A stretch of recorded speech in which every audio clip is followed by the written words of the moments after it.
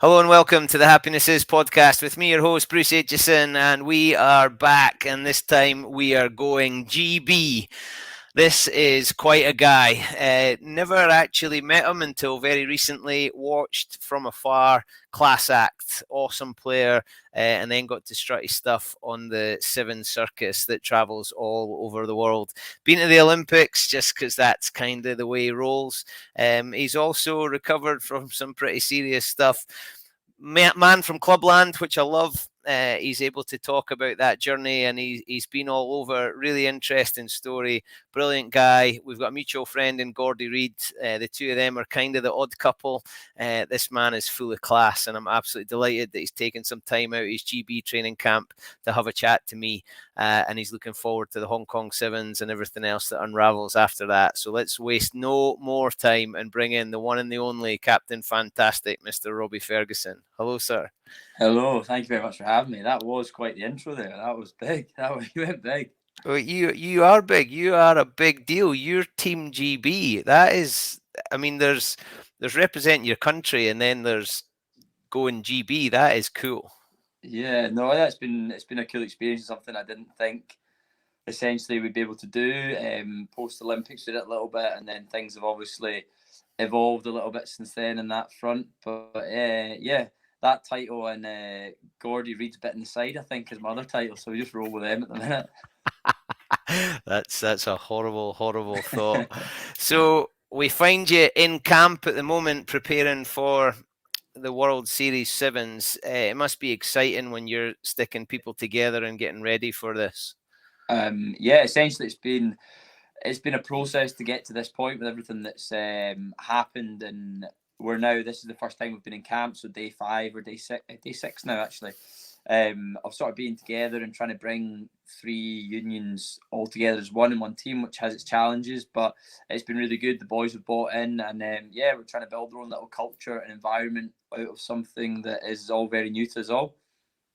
How much time have you spent in the teams that you've been with purposefully looking at that aspect of culture? Obviously, you lift weights, you throw a rugby ball, you do your sprints, you know, all that stuff that probably most Joe public know you do.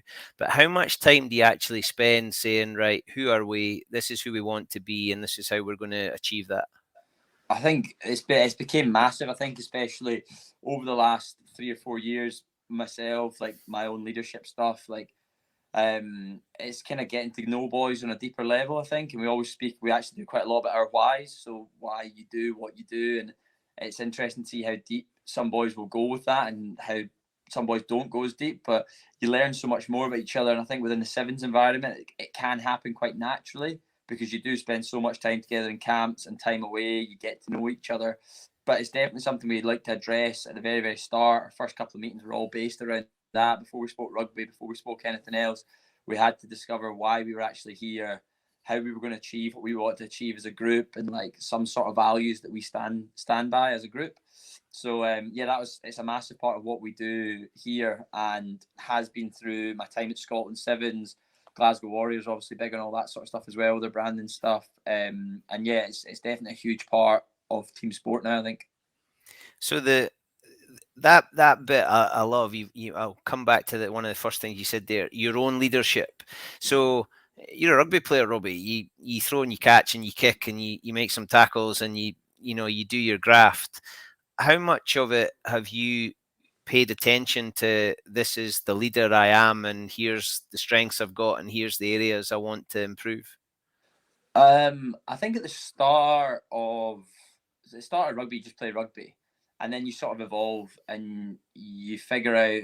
Well, I figured out I wasn't the quickest, I wasn't the biggest, I wasn't this, that, the next thing. So it's like, what is sort of your super strengths? What do you do? And I kind of got given this role as captain of Scotland Sevens in my sort of second year. Didn't really know what to do with it, that much about leadership. And I actually did, while playing rugby, I've done a sort of business degree, and you learn about leadership styles, leadership technique, all these sorts of different things. It makes you think about yourself and how you handle situations. And I guess it's kind of evolved from that. And then you learn. I've learned certainly through seeing and following great people in the past, and you pick up little snippets of how certain people do certain things. But I really like the way he did that. I really like the way he brought that out of that individual. And for me, I've learned it's just about getting the best out of the people around you, making everyone around you feel as comfortable and as happy as possible off the pitch in their surroundings leads to the best success on the pitch. So yeah, it's been a process of kind of learning off the pitch with sort of almost my degree and what I was doing on the business management side of things, and that's crossed over into my rugby, and I think been really beneficial for me. There's massive crossover. There's huge number of sports people get brought in to talk to businesses, and I'm always intrigued as to what that is. When you're saying you did your degree and you've been able to apply it to rugby, is there a lesson that you think has become your foundation or your golden rule, or is there one thing that you can point at and go, everything else can happen, but that one absolutely must be a priority? Well, my big one's getting to know the players and getting to know what makes them tick. Like, there's no point in you as a captain traditionally standing at the front, not standing at the front of the group in a huddle and effing and blinding your way through a speech, when I know certain boys just switch off to that. It doesn't get them going. It makes them nervous. It just puts them on edge. It doesn't work. So getting to know the group that you're with and getting to know what makes them tick as individuals a little bit. And some boys might need a quiet ear before you go out, or some boys might need like a slap in the face. Like, you don't know. But for me, it's trying to know the players as well as you can, again, to get as much out of them as you can, because that makes them feel comfortable when you're heading onto the pitch, confident that you know every individual there is on the same page and on a good note. Are you a good listener? Yeah, I'd say so. Yeah, the boys will say I speak a lot as well, but it definitely is. Like, communication is going to be a two-way thing, and you want to be able to listen to boys' problems as well. Be a sort of an ear for them. If training's been really bad, you can see some boys are down. You just go and ask them, how are you? What's happening? Like, you all good? Things like that. And honestly, just that question we always speak about it. Just asking them, yeah, you all good? And they go, yeah. And I'm like, yeah, actually, how are you? Like, you good? And then you ask the question twice, you'll actually get the proper answer the second time. So I always think. So just checking and answering questions and just listening sometimes is all some boys need. And it is just a rant sometimes for some of them. But if that gets off their chest, it makes them feel better, doesn't it? Who does that for Robbie Fergusson? Well, my good friend Paddy, probably. We spend a lot of hours in cars together at the minute, trucking up and down the road. So the two of them, and then obviously the obvious one's the wife. She tends to get it. She tends to get, if I had a bad day or whatever else, she's like, you're too hard on yourself, you're this, you're that. But my wife and Paddy, so the two of them are kind of my two go-tos. How hot is Paddy Kelly? He's a good-looking boy. He's a Merky lad, actually. You know Paddy quite well. He is a phenomenal human. Plays pipes as well, doesn't he? Plays the pipes. We get them all the time. Him and Jamie Farndale, the two of them are quite the duet now. Piped us into the Commonwealth Games and round the village and all over the place. Any chance he gets, he's all over them. The pair of them, actually, it's become a bit of a competition. The two of them like to outdo each other. It's not one trip that one of them comes and the other forgets the pipes. They're always in it together. Nice. Good. I love that. I wish I'd learned the pipes. Oh. So you said there about you've watched other people and you've been involved in clubs, professional teams. You've been down south. You've been involved with the Sevens. One of the things I'm always intrigued by about the Sevens is that roadshow aspect. You're all sharing the same hotels. Rugby players love a coffee. Sevens players survive on coffee. You're in the airport together. You're in a hotel together. Have you been able to speak to people out with your own circle and learn maybe from different rugby cultures or environments, different viewpoints? Oh, massively through the Sevens. Like, even we're now together as GB, but the English and the Welsh boys, I mean, you see them all the time. You're literally, if you imagine a hotel dining room or you're at your breakfast, all there is like a table with a Scotland flag, a table with an England flag, a table with a South African flag, and each country, again, all have their own cultures, all have their own values and things like that. The Fijians are very tight knit and they'll stick together. They'll go everywhere together. They'll travel as like a pack almost. Everything they do, and you can hear them coming down the corridors. You're sitting in meeting rooms next to them, and I mean, a meeting room next door, and they'll be singing and doing whatever they do to get in the right zone. And you literally just have to sit and listen to these hymns. It's amazing, and you're sitting there like just doing whatever you're doing. But yeah, everything brushes off on each other, and I'm very lucky that I've done a lot of tournaments now, and you pick up the familiar faces, the guys you see. You go to a captain shoot, and you're forced to speak to the other nations really, because you're the only Scottish one there. It's the same with everyone's in the same boat. So just through common interests, you're going to have things in common. So it's just reaching out and speaking to them, and it's amazing to see how big the rugby network sort of goes, and how far it can take some people as well.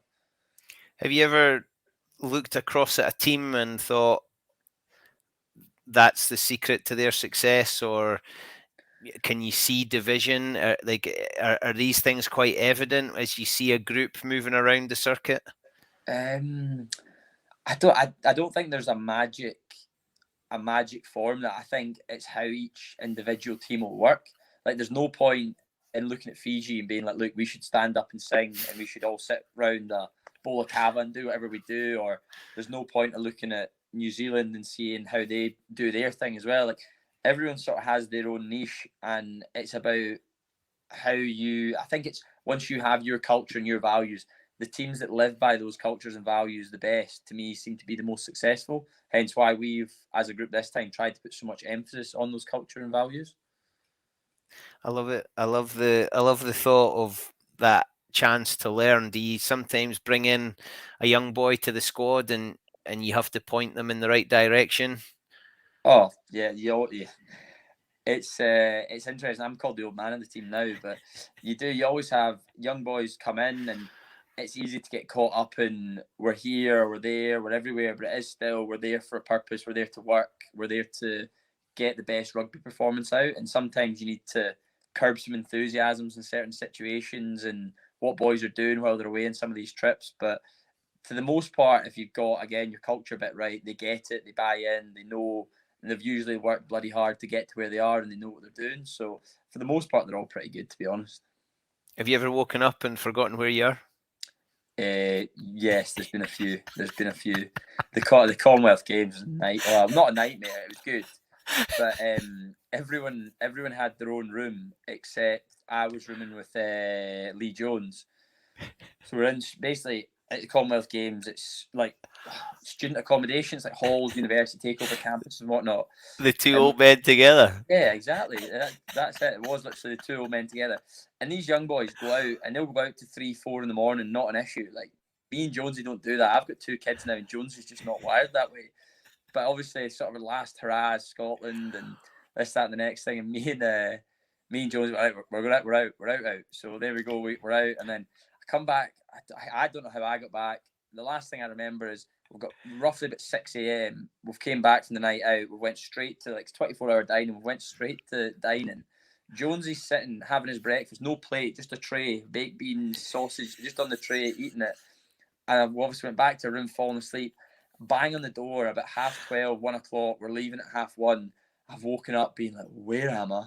Who's that? It's me and Jonesy just lying there, absolutely totaled on the floor of this student accommodation. No idea where I was, what was happening. With the realization, I was like, oh, I need to get up and get moving here. This is bad. This is really bad. What's it like being at those multi-sport events? I mean, I'm a fan, right? I love Commonwealth Games and Olympics. It just absolutely floats my boat. I would love to be on the inside. I would absolutely love to wander through the village. This year, I was lucky in Birmingham. Rona Lloyd got me and my family access to Scotland House, and even that felt like I'd got a little bit on the inside. But it just seems like a big jamboree. Is that really what it's like, or are you too serious and focused?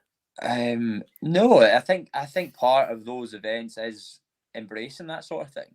Like, there's not many. Like, we'll travel around the world, and it's brilliant, and it's amazing.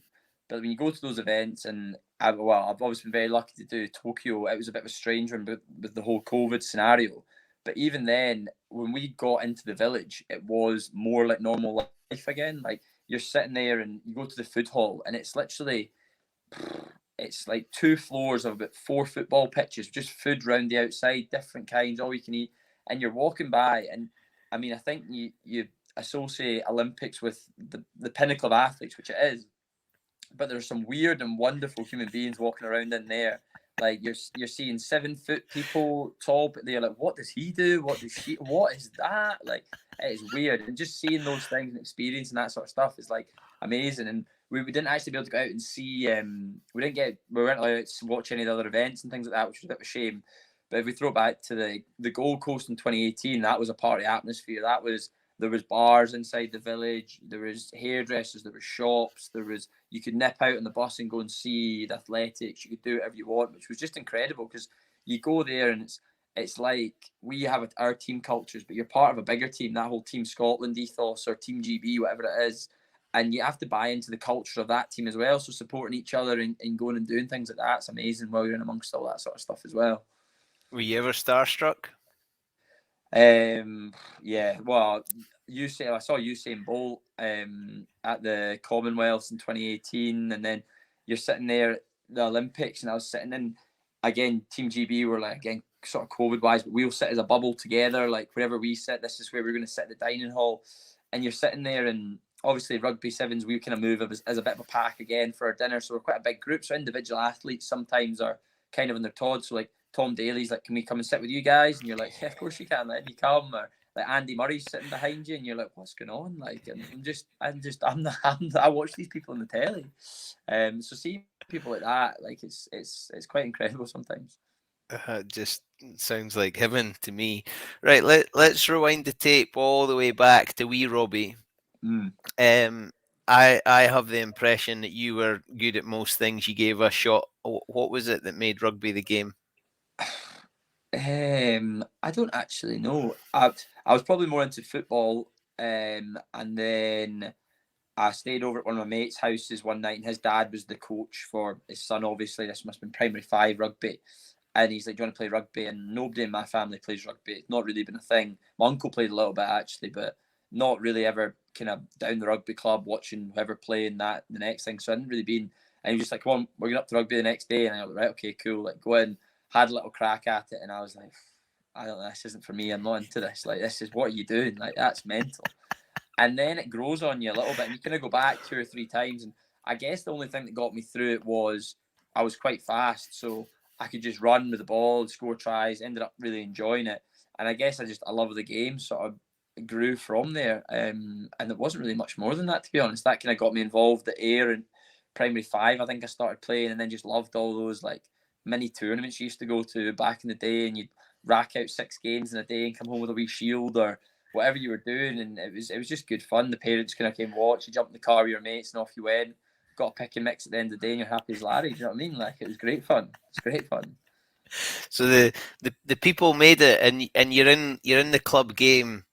At what point did you think actually there's a bit more to this than just pick and mix and scoring some tries? I guess you just evolved through the journey. So I must have been again the first sort of thing I remember was I don't know if you remember the Ayrshire Kestrels back in the day. So that was like the region of Ayr. Like you had the first stepping stone really out of anything was to play for the Ayrshire Kestrels, which was less than Glasgow South. It was just literally the Ayrshire boys. And you played whatever was the first stepping stone for me. It was a trial to get into Glasgow South and then Glasgow. So one of my mate's big brothers got into the Ayrshire Kestrels. I just thought he's a legend. I was like, he's the man. Like I'd love to get a shot at doing that. And it rolls around, and you're maybe, I feel like you're S1, S2. So what, you're 13 then? 13-ish, around that sort of time it happens, under 14, under 15 rugby. And we just played a sevens tournament. And then you start, at that stage, you suddenly realise what the best of the best looks like. And in my Ayrshire Kestrels team, it was myself, like Mark Bennett was in that team, a few other really good rugby players at that stage, like the guy Murray Beckwith. There was a few other boys that went on, like Rory Hughes, like some big names kind of kicking about in that team. And I realised, like, oh, these boys can play. Like this is fun. This is different level. And then you kind of start speaking to them, and you kind of get a little journey, and you work away together, and you kind of just move up the age groups. But it probably wasn't until I got my Ayr first 15 debut around 16.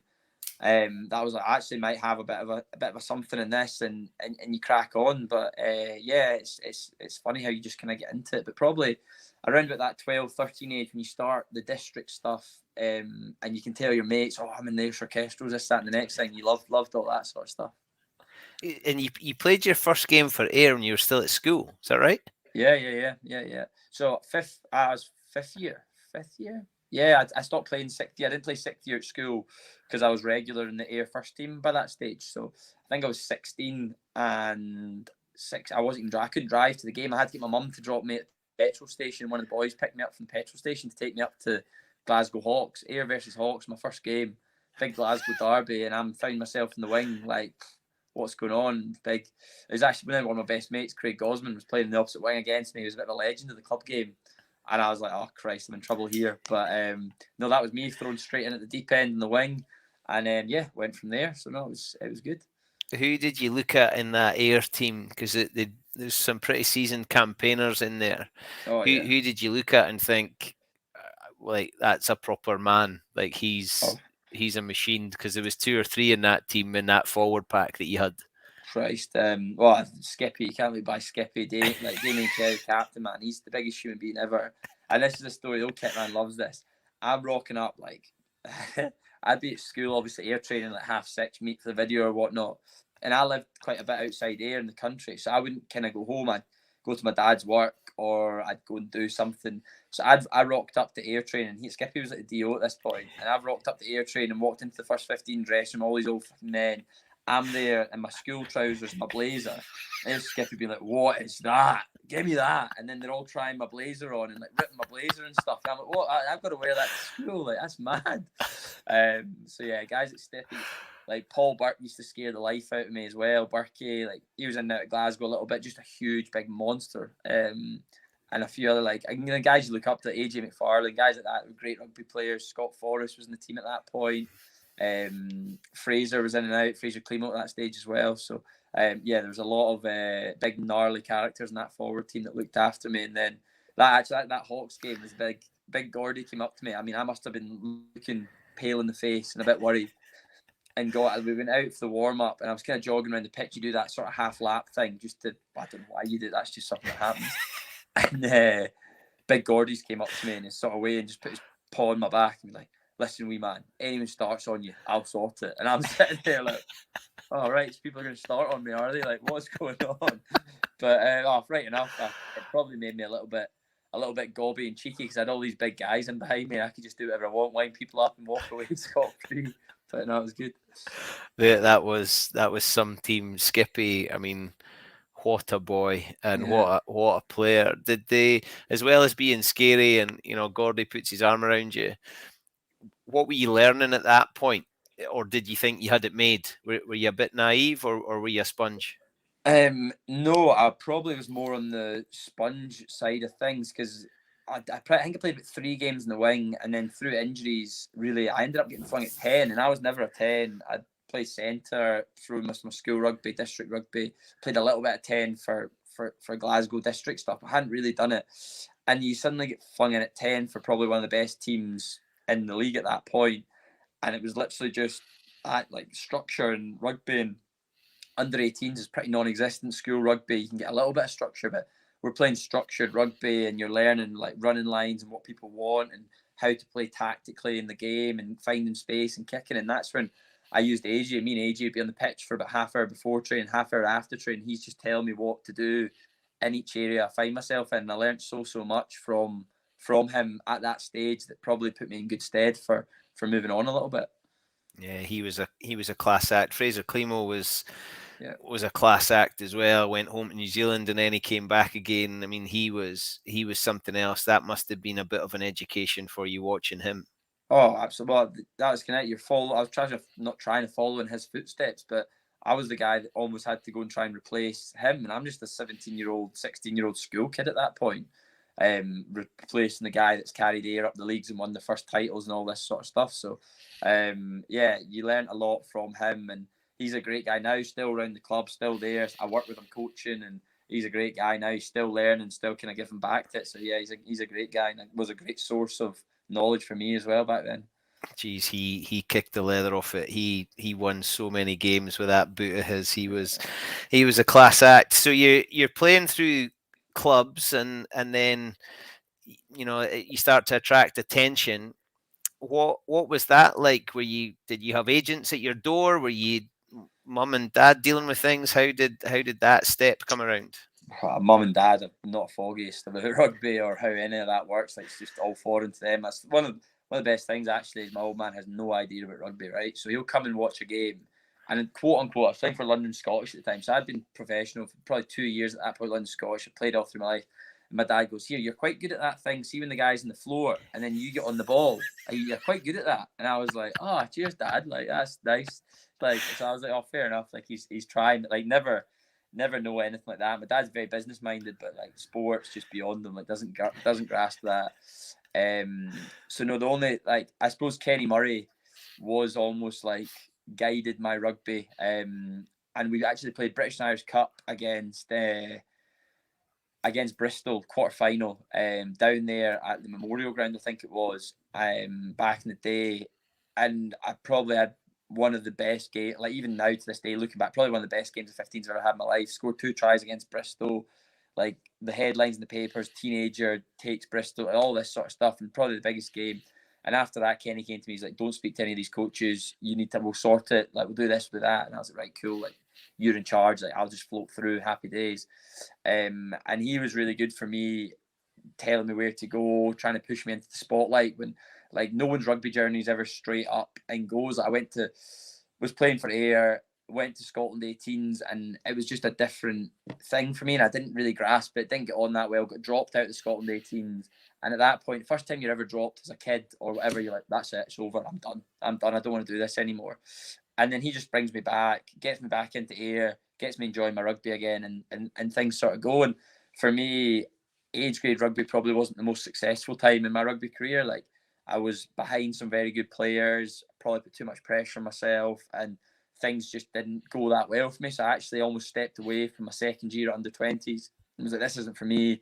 I went to work and then again had a really good meeting with Sean Lenine, and he sort of brought me back into the fold a little bit, and was in that again. Probably didn't play my best rugby. I always just played my best rugby for the club. And I just loved playing for the club. That was my team. That were my mates. That was my social life. That was everything. So I kind of came to the conclusion that professional rugby wasn't really the one for me. And you go through 20s and I'd be like, "I want a contract, And it doesn't come for whatever reason. And it's demoralising and then you're embarrassed or whatever. But I went back to my club and just went back to enjoying my rugby. And that was the best thing for me at that point, I think. If you could chat to that Robbie, what would you say to him? Make the most of those opportunities more and enjoy it more. I got far too caught up in probably the emotion of, and this makes sense weird, the emotion of playing for my country, and was wound up, and it probably clouded everything around my mind. Like rugby's a simple game. It doesn't change if you play different levels. Like it becomes quicker and things like that. But you still want to enjoy it. You still want to do what you're good at, and don't try and be anyone else. Be who you are. Be what you're good at, rather than looking at people that are playing ahead. You be like, "I need to do that." And as soon as you start trying to be someone you're not, it doesn't work for you. So enjoy it and make the most of opportunities, I think, is what I'd say to that guy. Do you have to say that to this Robbie as well sometimes? Absolutely, 100%. You got to like. There's always times where you're like, "That was." You can get angry at a session. You can get beaten by 2 points and get angry, or whatever happens, and you have to come back to listen. One, it's only a game. Two, why do you do this? Again, that was back to kind of what we spoke about earlier in the culture about like, why did I do this?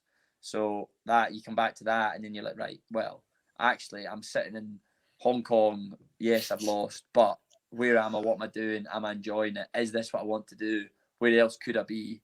And suddenly you have a perspective in life again a little bit, I think. I'm not surprised you're a leader. Is that something that you have to call on to speak to other players as well? Maybe even Oh, coaches. You have to manage up the way in your role as well, don't you? well, I think again as culture, it's not just as players. Like we have management in that, from physios to S&Cs to everyone. Like you go away and you're 13 players, a head coach, an S&C, and a physio. So you're there, you're in it together, 16 of you there, and like the head coach will have moments where he's like loses the plot, or you do, and sevens, you know what it's like. It's up and down. You play 3 games in a day. You can go from sky high beating Fiji to rock bottom losing to Russia to leveling out beating England, and suddenly you go up and down and up. So you have to find some sort of level and perspective, like I said, on what you're doing, why you're doing it, and that's across the board for everyone. And everyone in the team, whether that's the head coach or the physio or one of the boys, everyone's going to go through that journey at some point. So it's about being there sort of for each other in those moments to remind each other. Did it become a decision, 7s or 15s? Yeah, it did, because I'd sort of written 15s off a little bit. It was always the goal. 15s was always the goal. And suddenly fell in love with playing 7s, and it was like 7s is the goal. And I'd got the Olympics there, and I was like, right, okay. And I'd played like a good string of 10 or so games for Glasgow prior to that. And Glasgow were sort of interested, 7s were interested, and it was kind of like, what do we do here? And I was like, right, okay, I've kind of conquered my mountain of 7s here. I'm going to go back and play 15s and see how I get on. And to I love my time at Glasgow there, but it reaffirmed in my head that I've got a limited time playing rugby. I want to be on a pitch, having fun, doing what I love, which is 7s now, and it's not 15s. And there's the money's in 15s, there's not money in 7s, and things like that. But so that's probably why I tried it a little bit, to be like, right, okay, for my family, for everyone else, if I can crack this 15s thing, then the money's there and whatnot. But my wife actually turned to me and being like, you're miserable. You're absolutely miserable. Like, you come home from training, you're not in the team. You wear it every week. We're not in the team. Oh, we're this, we're that. You're 24th man. You're away here. You're doing this. You're doing that. She's like, you're a pain in the arse. She's like, at least when you're doing what you love, she's like, I can accept it when you're away. I can deal with it because you're happy. You're doing what you like. You come home. You're good with the kid. Like, everything. So that was just a sort of all-round picture. I was like, right, okay, do what makes me happy.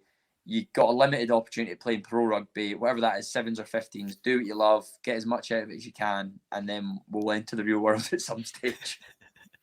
Mate, everything you've ever told me about your missus, she's a keeper. Like, Yeah. you need to behave yourself as thick in there. You need to make sure you're bringing back nice presents, because it sounds like she's got the measure of you. Oh, Christ. Yeah, well, she'll kill me. Before coming on air tonight, she replied, she sent me a message literally 10 minutes before I come on saying, this is an SHIT show. I was like, oh no. I was like, what's happened? She's gone, Maisie, the 6-month-old, screaming. I've went to put Ellie to bed. She's read her bedtime story, stood up and peed all over the thing. She's now screaming. I'm screaming. The child's screaming. And I was like, well, I've got to go and see Bruce in a podcast, so I'll catch it. I'll give you a FaceTime after. So I better get I don't know. I better do something. Yeah, right. I'm not taking the rap for that. I have enough hassle in my own house. So without that, dad of 2 girls, I know that feeling. Yeah. Okay.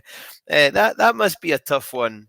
You're talking about being the old man, but life for you and your personal life is probably at a mature stage, let's say. And some of these other boys, I know your roommate is Jamie Adamson. I mean, Jamie's son boy stayed in this house actually with me last summer, playing for Samurai. It's kind of different priorities.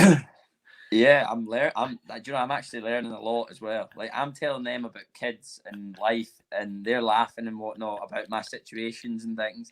And they're sitting, he's lying a bit, like, I can only show you how close our beds are, right? So literally we are in kissing distance of each other. And all he does is sit and play Hinge and all these apps. And I just refer to them as games. I was like, oh, let me play. And I just start swiping about in these things and see how these aren't real people. These aren't real people on here. And they're off. It's crazy. Like, honestly, it's good fun, but that's what makes a team, is it? People at different sort of bits and appreciation for each other, but it's good fun. It's good fun. I bet he's popular on there as young Jamie. Yeah, he seems to do all right. I'll bet he does. Let's move on. Now, you've got a really unique story. I mean, we've already heard some of it, but there's not many rugby players plying their trade at the top of the game that have been through some of the things you've been through. Yeah, fair, yeah. Is that a tough thing to talk about now, or is it something that you can openly share that story? No, very much talk about that.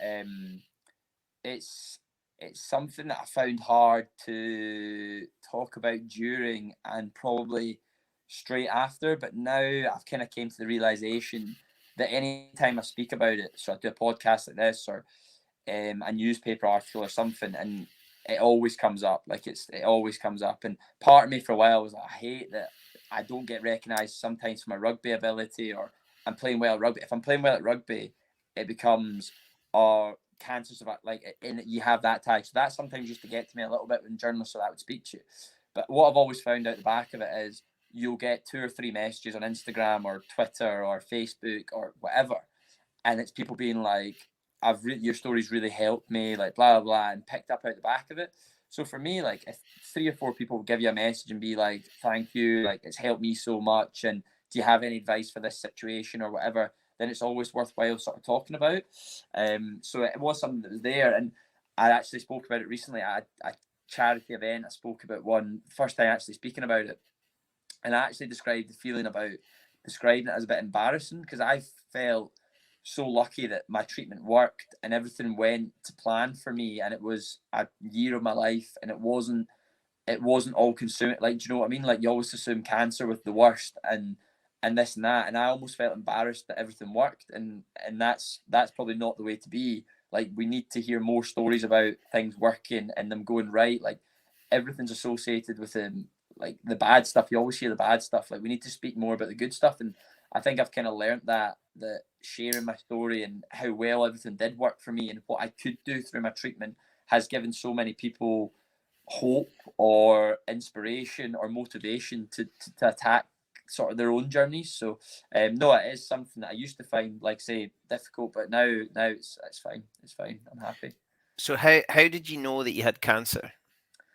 So essentially, I was playing for, again, first Ayr, and it was through sort of the winter period I started figuring it out. Something wasn't right. Like, you know that way you pick up a winter cough, can't shift it, a bit annoying. Right, okay, it's maybe turned into a chest infection. Off to the doctor, you get antibiotics.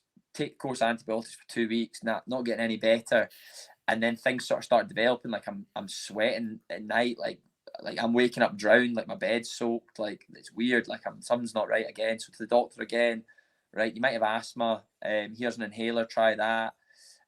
All the while I'm still trying to train. I still want to try and play rugby at my best. I'm trying to put weight on. I'm trying to get fitter, and everything's just starting to mount up against me in the gym. I'm struggling. I can't lift weights. I can't put any weight on. I feel awful in myself. Goes on again, and this probably dragged on for 3 or 4 months till we went actually to Gala away. And this might be a sore memory. I don't know. Gala were going to win the Prem for, what was it, the first time in however many years, and we went there as Ayr to play against them. And that was the game. I got on the bus, and the old boys at the front went, Jesus, you're all right, son? What's wrong? You all right? I was white as a sheet. I was thin, didn't look right. And in the warm up to that game, I was sick and pretty much hit the deck, fainted. I was meant to be starting. So this is in the warm up. So I've been pulled out. I'm on the bench, and I get on for about 2-3 minutes at the end. Just didn't feel great. That was the Saturday. The Monday, straight back to the doctor again. Something's not right. And they're right, we're going to send you for a chest X-ray. Fine, cool, chest X-ray. Literally the next day, I get a phone call. Please come into the doctor's surgery. Mum was actually away on holiday at the time. Dad was working away, so it was just me and my sister in the house. So I'm like, right, I'm nipping into the doctors. I'll be back shortly. And went to the doctor, sat down, and the woman literally described it as, like, I've got something nasty in my chest. She's like, you really got a nasty mass in your chest. And I'm like, what are you on about, nasty mass? And she referred to it as lymphoma. Like, you've got lymphoma, like it's this, we don't know what it is, but some form of lymphoma. And I'm like, what's lymphoma? Never heard of it. What's lymphoma? She just goes, oh, it's a type of cancer. So as soon as you hear that, I couldn't tell you another word that she said, and what she spoke to me probably for the next 10 minutes, and I have no idea what she told me or didn't tell me. So I've had that, and I walk out the surgery, and I'm just like, Christ, this has been ongoing forever. They want to know why I'm at the doctor's. How do you phone your mum when she's on holiday in Tenerife and say, Mum, I've got cancer? Like, it's just not. So I didn't know what to do. So sat in the car, drove home about 15 minutes, got into the house, and Amy, my sister, sitting top of the stairs. She's like, what's wrong? You all right? Like, I'm white as a sheet again. And I go, I don't know. Like, I think I've got cancer. And she just bombs up the stairs crying, phones my mum, phones my dad, my phone's going wild. And things sort of transpire from there. And my mum comes home, my dad gets back, and things sort of change. And then I got involved with specialists and biopsies, and the wheel sort of turned from there. But that was essentially how I found out, if you will. Jeez, and And you said you live to tell a tale, and like you said, you didn't know what lymphoma was. Is there a, I've seen that you've been involved in things that you've sort of told your story, and is that important to you? Is that something that you see as a role for you now, or are you happy that you've dealt with it personally? Yeah, essentially, like I feel that again, like I say, I was lucky through my journey and what I did, and I now speak to people who have been into the hospital where I was, and the doctors, they're like, oh, the doctor mentioned you. They always speak about you and like how you managed this and how you managed that. And I'm like, wow, yeah. So you feel obliged to sort of speak about it and talk about it. And I just think like if you can raise awareness to these things, like a guy phoned me literally 2 months ago now and was like, I'm having night sweats. I feel terrible. I've got this chesty cough. And I could hear him on the phone. I was like, you sound exactly like me. And he's like, my dad read your story. Like, what did I do? How did I go and get checked? Like, I think I've got what you've got. And then I was just like, well, listen, you need to go to your GP, say you think you've got this, get some bloods taken. They'll learn a lot from that and go from there. And 3 weeks later, he spoke to me. He's like, I've just been diagnosed with the exact same things you've got, Hodgkin's lymphoma. Start my treatment in 2 weeks. Thank you very much for speaking to me. So, like, there's things like that. I mean, I'm not a doctor. I don't know any of these things, but there is signs and symptoms that I wasn't aware of that can be made aware of, whether that's sharing that in social media or a charity want to do a podcast with you or something. Like, I'm always happy to do things like that. You're some man. Is that part of the why story? It is, yeah. So yeah, essentially, and my why's changed dramatically because I was always like, when you're younger or whatever, my why was always to sort of repay my family for what I put them through and things like that. And so they're proud of me for what they do. And then suddenly you realize you're like, they're proud of me regardless of what I do, whether that's rugby, whether that's cricket, whether that's having 2 kids, whether it's not. Like, they're proud of me and they don't want repaid for helping me through that. They're repaid seeing me doing what I love doing anyway. So family is probably a massive part of that for me and my why with my own kids now, and being an inspiration to them, and I want them to go and chase their dreams and do what I'm doing. Like I'm literally living one of my dreams doing this, and I'll keep doing it as long as I can. And they probably make sacrifices at the moment, not seeing their dad, and my wife working really hard at home to do what she does. And that's all sort of tied up in my why. But it did go from a lot of it being based around that journey to probably evolving a little bit and realizing how it affected people and what they actually not want from me, but how I can reward them in a way, if that makes sense. Yeah, absolutely. Is that Sorry, I just need to plug this thing into a charger. 2 seconds. Right. There we go. There we go. I think Jamie's laptop charger came in handy. so? You recover from that. Do you get twitchy now if there's something wrong, or you do? Yeah, I think again because oh god, wait a minute. I've destroyed the place. Yeah, I think I'm now aware of signs of it. So for me, like the lymph nodes in the back of my neck are something that if any infection I get or whatever, it's a sign. So they'll come up whenever I'm not feeling right. I'm feeling run down. These like lymph nodes come out in the back of my head, the underneath my arms. I'll just check in there all the time.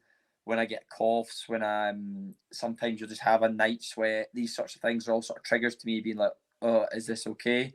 But the longer since it's happened, the less it worries me. But yeah, it's definitely still a factor. I think once you associate certain things with cancer or lymphoma and you see that, you worry, but you know what to do with it now. And just if in doubt, I just speak to a doctor, go and get checked. We've been in trips away before and I've not felt right, and it's in my head 2 3 days before I play, and I need to sort something here. And the doctors are brilliant. You go and see them, you speak to them, they're like, nah, you're absolutely fine, you're overthinking it, and we'll get you another, we can do a test if you won't be fine. And I'm like, yeah, right, okay. So just having that reassurance is massive. I can remember it being the story that you were talking about there, and I didn't know you had seen you play, and I think I'd coached against you, and I can remember trying to put myself in the position as if you were my player, and that coach relationship. We've spoken a wee bit off air about Jordan Edmonds, who I coached when he was at the start of his rugby club career, and loved working with Junior. Absolutely loved working with him. And there's lots of players that I take a huge amount of pride in. A bit like you're saying, no matter what, I've I've been references for them for a flat, or I was the first person they told that they were going to ask their girlfriend to marry them. All those kind of things. Those little moments that are just mine and theirs. They're not shared. What was it like with teammates and coach, and your family rallied quickly and circled the wagons around you as they would? But what was it like being out of that rugby environment, but still them being your mates? Yeah, I found it hard initially telling people, because again, I wasn't sure what it was, what it meant, essentially what it was meaning to me.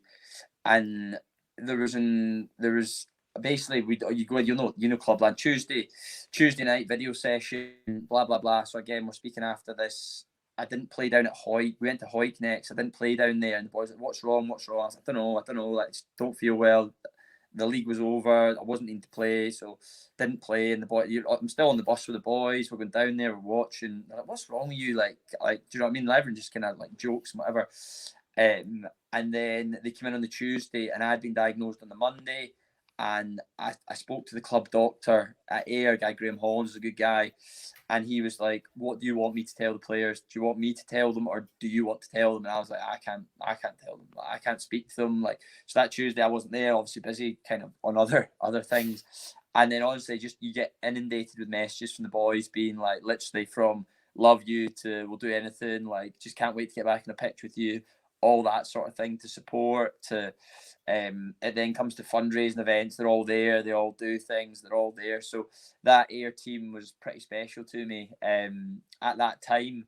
And then a few years on, we're winning doubles and doing amazing things on the pitch. So yeah, it was a great bunch of boys, and management at that stage actually as well was pretty special group. Yeah, I would say that was a pretty special group, having tried to coach against. I had a decent record through at Millbrae, but took some pastings elsewhere as well. Yeah. It did seem like it was a group of people that were enjoying what they were doing. Yeah, I think back to that backline type thing, even through like out the back of that, like Finn and Ali were in it. Like there's like myself, Ross Currell's an amazing player down there. Grant Anderson's like a stalwart of it. Had the Gosmans in the wing, like guys like Dean Kelbrick in the middle as well. Like the back line was great, and we honestly were this year we were the most successful.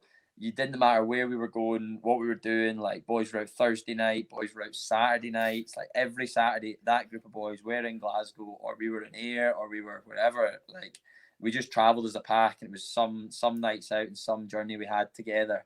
It was yeah, and I think a lot of that, in like you say, it comes back to that culture, and maybe you don't speak about it in clubs as much, but culture's there, whether you can see it, not see it, and that was us. And we just were such a tight knit little group. And when games come down to 2 points, one scores, defending your line, whatever it is, it just gives you that little bit more, doesn't it? And that's certainly what that team had, coached by, like, again, Kenny at that stage was, what a man. Like, I got on so well with him. He gave me so many opportunities in rugby, and he was one of those boys. Like, it was just great to play for. The boys loved it, and you could see how much he loved his job, which made playing for him good as well.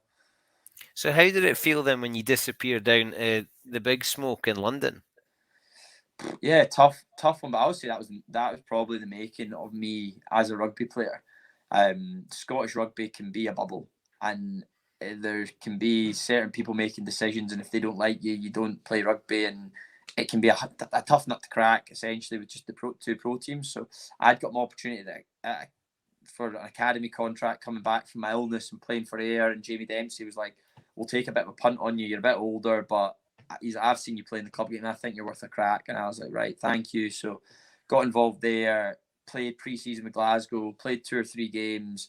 Maybe didn't play my best rugby again. Just again, you're a young man getting flung in a situation, and it's sink or swim a little bit, and you probably panic a little bit more than you should, not play your best rugby.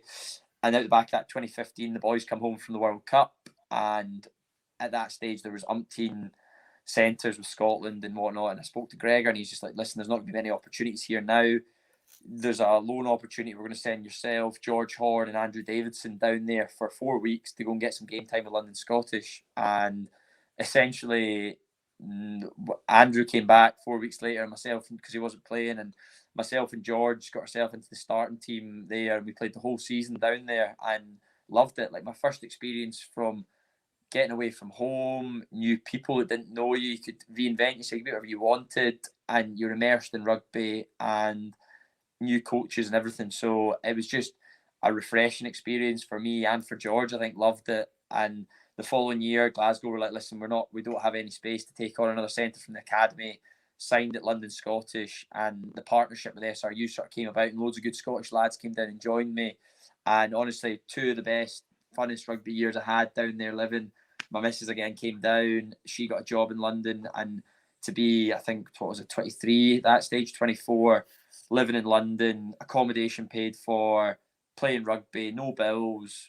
Like you can do Thursday nights, you can go and see things. There's always things on in London, and as a couple and as a rugby player, I just loved that experience. I thought it was great. And then what turns your head? Then you're there. Were you making plans, or were you just in the moment? Well, the SRU thing with London Scottish obviously never panned out. So there was about 8 players down there who were all sort of heading back up the road, and I had a really good season. I got player of the season, coach player of the season. Was pushing the dream team for the championship. Me and another big lad, Jason Harries, actually, who was a Welsh Sevens boy, and John DL, sort of again another man that was hugely influential in what I did rugby wise. Came to me and he's like, listen, I'm taking the Sevens job. He's like, I'd love to take you. Would you be interested in playing Sevens back up the road? We get you in that shop window and we'll get you to a 15s club and this, that. And he's like, this is the route for you. I think I bit his hand off. Jason was a Welsh Sevens player previously. I sort of asked him a few questions about the Sevens, and I literally had to ask about 2 questions. He was like, it's the best experience of your life, go and do it. And I was like, right, I'm in. So came back up the road, started with the Sevens, and then John actually got Jason up to Edinburgh as well, and that was how I got back into what I got into, working with John again at the Sevens programme for 2 years. He was great for me. Opportunities in and out at Glasgow from there, and then that was me in love with Sevens, in love with the game, something I've never experienced before, and that was me sold really, I think. Where's your favourite on the Sevens tour? I can't look by Cape Town. Cape Town's phenomenal. Like as a tournament, rugby wise, you play in that football stadium made for the World Cup football back in the day. It's unbelievable stadium. I was lucky enough, we played South Africa in a quarter final. It was scorching heat, middle of the day, running out, packed stadium, vuvuzelas, flags, fireworks. I was like, Jesus, this is why you play rugby. This is why you do it, isn't it? This is why you run about in Millbrae in December by yourself in the minging cold to get out here and do this. Like, it's phenomenal. And as a city and as a place, it's beautiful. Table Mountain, there's the beaches, there's all sorts. That's probably my spot. What's your moment with Sevens? What's the if you could go back and live it again, what would it be? There's a couple. The one there's a couple that stick in my head. One was 2018 World Cup, San Francisco. That first game against Kenya. It's a knockout format. It's the Melrose Sevens type format for Sevens, which you don't really often have in a Sevens tournament. And we've got a bye first round. We've got Kenya second round. It's late at night. Must be 7, 8 o'clock at night. And Americans just love sport. We're in AT&T Stadium, massive baseball park, sold out, big stands, rugby, unbelievable atmosphere. And we're getting pumped. It's 24-0 down, 24-0 down or something like that, with 2.5 minutes to go, 3 minutes maybe. And we come back and win the game. We just go score, kick off. And I think it must have been 21-0 down. We scored 3, and I'm about to hit the conversion for the third try, and there's about 20 seconds left on the clock. They're down to 5 men, and the physio Ali Little decided to run onto me and go. It's at the touchline. He's going, Rob, you need to get this kick to level the score. I'm like, I know, thanks for that. That's brilliant. That's ideal. Cheers. And honestly, I've hit this drop kick, and the roar, I can honestly feel the roar of the crowd behind me go up, and I was like, Jesus Christ, I've got that. Run back to the middle, hit a kick off. Jack Cuthbert, I can envisage it still. Jack Cuthbert wins it back straight to little Maxie, takes off. We rip it down an edge, and Farnsworth dives in the corner in extra time and beats them. And you're like, Jesus, it was wild. The crowd were gone. I think we got moment of the tournament for day one and things like that. And you're into suddenly roll into a quarter final against South Africa actually the next day again. So that rugby memory and that feeling after that game with that group was pretty special. Class. I don't get to speak to many current players. I think the only Sevens current player I've spoken to is Carla Niles, Oh, yeah. which was an experience. But I've spoken to quite a lot of the coaches. As a player, you rock into San Francisco for the World Cup, and then you're on the plane and you're back to here. What's it like coming from those highs of tournament or lows of tournaments, and then back in to a training camp, away from the cameras, away from the crowds, that group that you've just travelled with and you've either won with or you've lost with? Do you start again? Is there a reset button? Do you have to deal with what's happened before you can move on? I'm kind of intrigued as to how you start again. Well, so you'll usually be away. So say you play the Sunday, you fly home the Monday, and there's this come down period probably of, I'd say it takes about 2 or 3 days where you're like, I don't know if it's institutionalized the right words, but you wake up. You've been away for 2.5 weeks, 3 weeks, and every day you get said you're having breaks at this time, you're having lunch at this time, you're having dinner at this time, you're training here, you're training there, and you get used to that. So you have 3 days of just like, where am I? What am I running late for? How did I cook again? What is breakfast? Like, what do you do for that again? And you have a sort of come down period, and then you probably have another 3 days, and then you're back into training the following Monday, and you come back in sort of refreshed and be like, right, I need structure, I need to go again. And there will be a period, depending on the turnaround to the next tournament, you review kind of key stats or how things have kind of went. Sometimes it's just a feel, stats can tell you the wrong thing. Sometimes it's a feel review and stuff, and sitting down in the cold light a day after and being like, this is where we need to improve as areas. And you probably look at areas where, right, our kickoffs were not great. We only got 15% of them back. Most teams are getting 30% of them back. That's an area we need to look at. And then you address that probably in your first week of just sorting things that you think you can sort. And then usually by the following week, you're only about 2 weeks away from traveling again. You start looking, right, our pool for the next one is X, Y, and Z. And you just start building towards, right, we need to get our eyes on these guys. How are we going into this game? Do we have a plan? And you just start building little elements of your game round about heading into that next tournament, because you can't dwell too much. You can take key bits of it and say, right, that's our DNA as a team. That's what we're really good at. We build on the bits we're good at. How do we raise the next part, or where have we struggled? And it's a quick process, but yeah, you've got to cross it off, do that, learn from it, and then build towards whatever comes next. Sport's a roller coaster, but Sevens, like in one day, it can be a roller coaster, and then you've got a 2-day tournament, so you can have done the loop 3 or 4 times over the course of that, and then you've still got to, you've got to fly home, you've got to face the guy that maybe beat you or you beat in the lounge at the airport before you fly. The emotion of it must be something unbelievable to deal with. But one of the other bits that I always wonder about, there'll be guys who were on that flight for that tournament, but they're not going to be for that next one, or the contract's up, so this is this guy's last tournament. And how do you deal with those things? Are those things that you can park to a certain extent, or are they in your consciousness? Yeah, I think they're probably in your consciousness, and I think sometimes it's better to actually voice them, address them, raise them again as a group, and speak about individuals if that is someone's last tournament. Like, I remember Riddler's last tournament, it's like a legend of Sevens in Paris. He scores a try at the end of the game, and the boys are all elated for him, and this, that, and the next thing. And then it's almost something we all went through just a few weeks ago. I was in LA and I didn't go to the World Cup because I was coming home for the birth of the second, and I knew that was my last time. That was my last tournament playing a Scotland Sevens jersey, which everyone had the following week. I had probably had a week sooner than most, but we sort of speak about it, and you never know. Like, you're always one injury away. You're always one thing away from it being your last time. So go out there with the mentality of enjoy it and make the most of it, and never take it sort of for granted.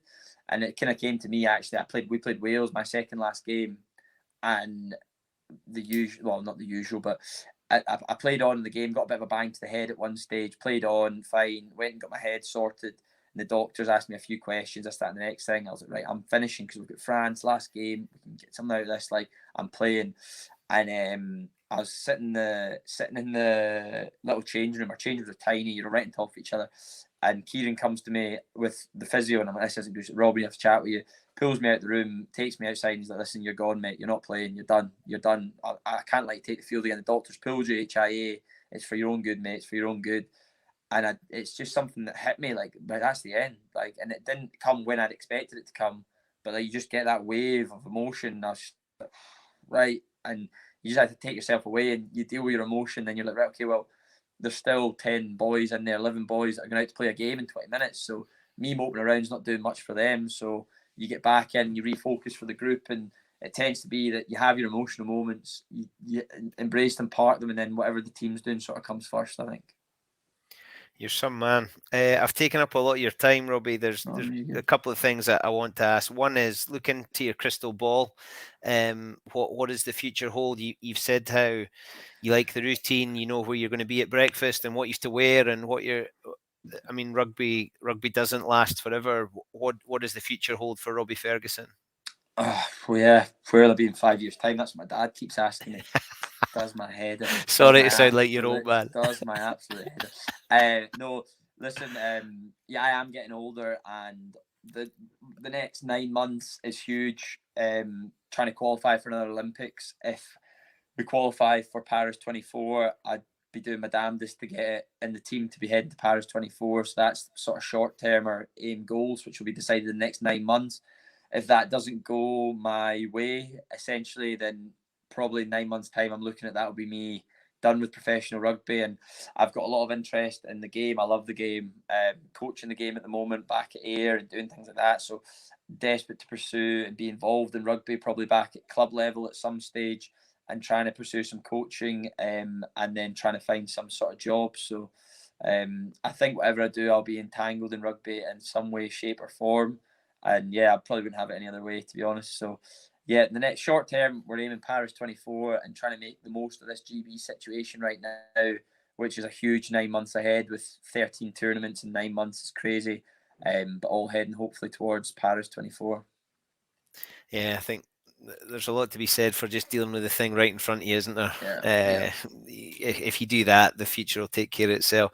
Robbie, I've absolutely loved speaking to you. We met for the first time just about 10 days ago, and I loved it, although it was with that kind of odd threesome that we were in, me, you, and Gordy Reid. I think there's probably something in there for everybody, and Gordy Reid's a whole other pod that we can probably deal with. But just to finish off, I gave you about 30 seconds notice of this. So we finish these, Robbie, with you finishing a sentence. So for you, happiness is? At home with my 2 girls and my wife, chilling on the sofa. Is that what you're doing so that when she listens to this, don't cut that part. That was my getting back in the good books part. I'll tell her to listen to the pod. just fast forward to the last 30 seconds. That's what you need to hear. Robbie, I've absolutely loved speaking to you. Thank you so much for giving up some time. Look after Jamie Adamson for me, because I do worry about him. And all the very best in the future. And hopefully you'll be back on to give me some good news about 9 months' time and the future and all those things. Perfect. Thank you very much for having me, Bruce. It's been a pleasure. Good man. Absolutely love that. What a top guy. I've got absolutely no doubts that whatever he puts his mind to, he's going to achieve. And what a great guy to have as part of that GB7 squad. I hope he gets his Olympics. I hope he gets one where he can maybe have a bit of a longer chat to some of these other athletes and strut his stuff, and maybe come home with a gong to finish things off.